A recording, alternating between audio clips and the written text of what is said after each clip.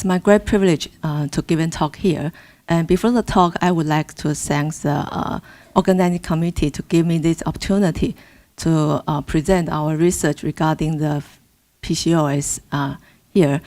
And I'm Dr. Chen from National Taiwan University Hospital. And as all we know that there are three main major characteristics in women with polycystic ovarian syndrome, including the polycystic ovaries, oligonovulation, and the clinical biochemical hyperandrogenism. However, there are not very clear about the reason that causes the polycystic ovarian syndrome. Although there have been a lot of factors that have been reported that may cause the polycystic ovarian syndrome, including some genetic factors and the exogenous steroid, especially the androgens, and also some environmental factors as obesity or the high-fat, high-sugar diet and sedentary lifestyle, or some endocrine disrupting agent as folate, have all been reported to associate with the occurrence of the polycystic ovarian syndrome in women. And the insulin resistance has been considered as a core of that play a very important role in women with PCOS. And the hyperinsulinemia that caused from the insulin resistance may exert its effect through a lot of end organs as the hepatocyte and muscles, and even also the brain, as in the hypothalamus or in the pituitary, that affect the downstream steroid hormone production and the metabolism performance. And in the past, we try our best to find out some factors that may contribute to the metabolic disturbances and ovulatory dysfunctions in women with PCOS. And we found that the chronic low-grade inflammation and the androgen excess are two of the several very important factors that are involved in causing metabolic disturbances in women with PCOS. As this slide is show very clear that women with polycystic ovarian syndrome have higher insulin resistance when comparing to the BMI equivalent women without PCOS. That demonstrates the insulin resistance may play a very important role in the pathogenesis of polycystic ovarian syndrome. The great concern regarding the polycystic ovarian syndrome is always on its strong association with various cardiometabolic disturbances. As shown in this figure, women with polycystic ovarian syndrome are known to have higher prevalence of non-alcoholic steatohepatitis and cardiovascular disease and diabetes. That will all cause major health sequelae for women. And low-grade inflammation was also considered as another common mechanism that causes the polycystic ovarian syndrome. And there are increasing evidences that show the inflammatory mechanism were involved in the initiation progression of many metabolic phenotypes, especially some vascular disease, And the chronic inflammation will also involved to the impaired fetal growth and the fetal growth development, and will also affect the BMI during the fetus childhood, adolescent, and to the adulthood. In the past, we report several PCOS have been. It has been known that polycystic ovarian syndrome was also said as a chronic inflammatory disease, and several inflammatory cytokines and adipokines are being reported to highly associate with the occurrence of polycystic ovarian syndrome, and their titer were higher in women with polycystic ovarian syndrome in several studies. And we also published several of them. And like follistatin. Follistatin is a protein that can regulate the gonadotropin hormone by acting as a carrier protein of activin and inhibin. And in our previous study, we found that follistatin, the level of follistatin was higher in women with PCOS. And in addition, such level was correlated to the low-grade inflammatory status of women. Yeah, that might probably explain how they affect the hormone regulation in women with PCOS. And for the birth reason, follistatin like C-reactive protein can use as a surrogate markers to represent the low-grade inflammatory status of women with PCOS. And such titer will also increase in obese women, or higher in obese women, and will also increase with the treatment of oral contraceptives, especially in the obese women with polycystic ovarian syndrome. And another protein called ferritin is also a well-known protein that is in response to the low-grade inflammation. And ferritin can also act as a marker to represent the iron store in a human being. So previously we found as the same that ferritin like C-reactive protein and follistatin and etc. cytokines, the level will increase in women with polycystic ovarian syndrome. However, we found it, and such level was even significantly higher in women with higher severity of oligomenorrhea. It means that women with late menstruation period, they have higher ferritin level and potentially higher iron load in these women. And we found, and in addition, we found this ferritin level were inversely related to the hormone level, ovarian volume and the anti-mullerian hormone, probably affect the ovarian reserve. And then we want to answer, how does androgen excess lead to the metabolic disturbances in women with polycystic ovarian syndrome? This study we conducted in 2006, and we found that women with decreased SHBG level accompanied with increased androgen level were associated with dyslipidemia and higher risk of metabolic syndrome in Taiwanese women with polycystic ovarian syndrome. This is another evidence that we found the androgen level are positively correlated to both the systolic blood pressure level and diastolic blood pressure level in Taiwanese women with PCOS.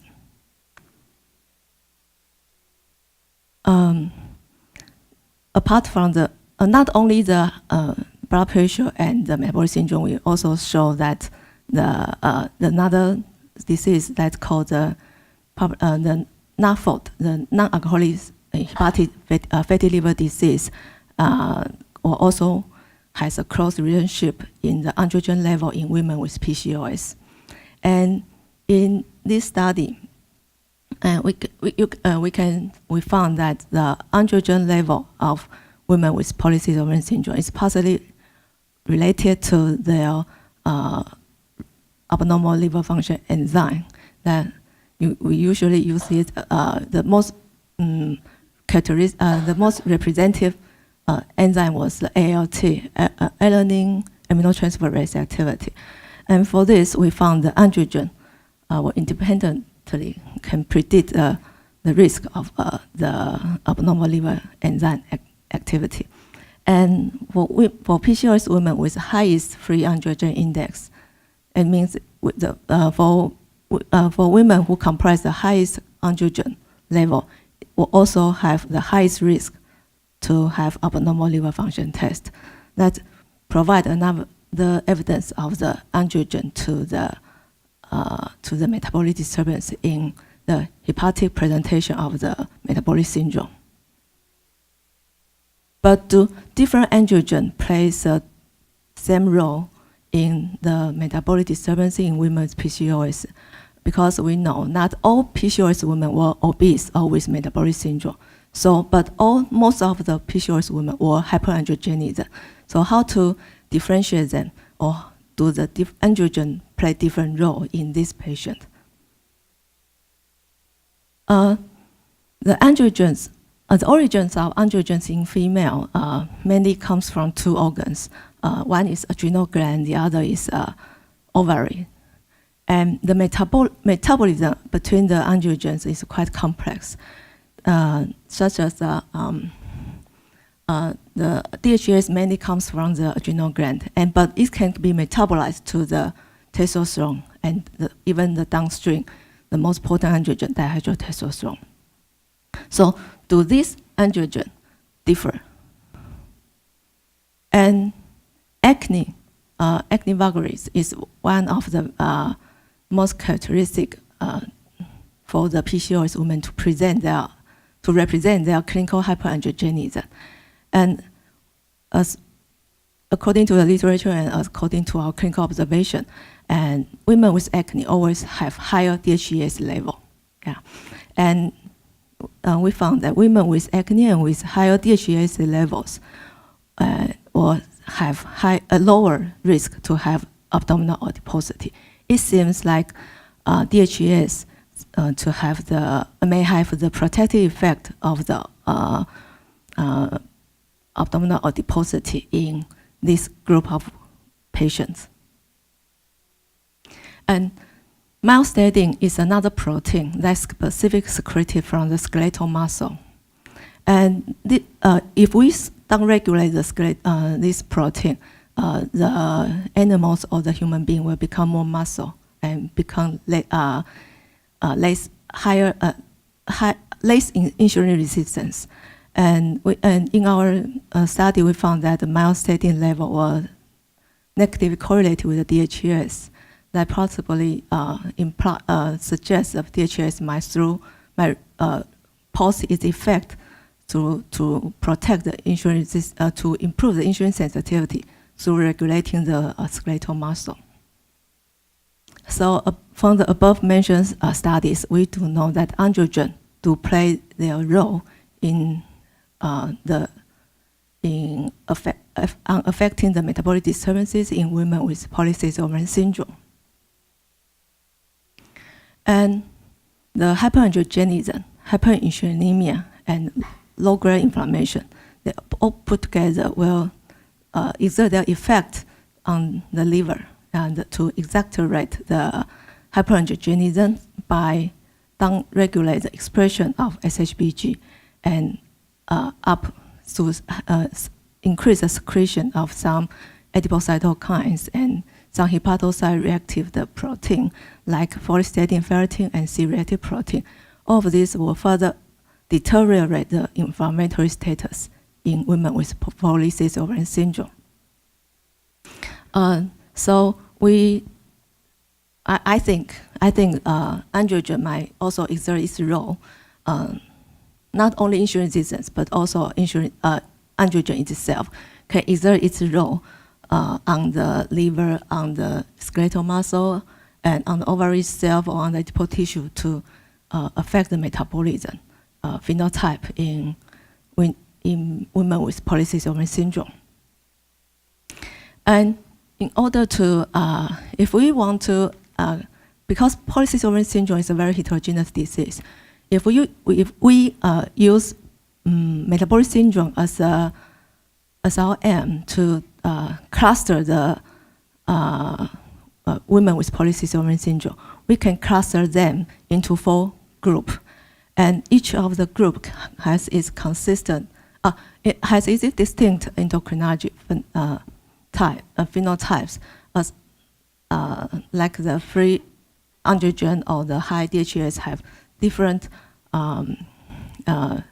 presentation of their metabolic for their risk of metabolic syndrome. And then I would like to talk about the factors that might be involved in the ovarian dysfunction and ovulated dysfunction in women with polycystic ovarian syndrome. In 1998, the effect of androgen may cause the polycystic ovarian morphology has been proved in a female chimpanzee model. And also a lot of studies have proved it in various animal models. In human beings, we also observe the similar phenomenon. The circulating androgen level in women with polycystic ovarian syndrome were positively correlated to the ovarian morphology, especially the number of androgen follicle count and the ovarian volume. And when we improve the insulin resistance in women with PCOS, we can find the anovulatory women we can improve their spontaneous ovulation and even to improve their natural conception rate by using lifestyle program or the diet control. So it means either insulin resistance or androgen might play some role in the ovulated dysfunction in women with PCOS.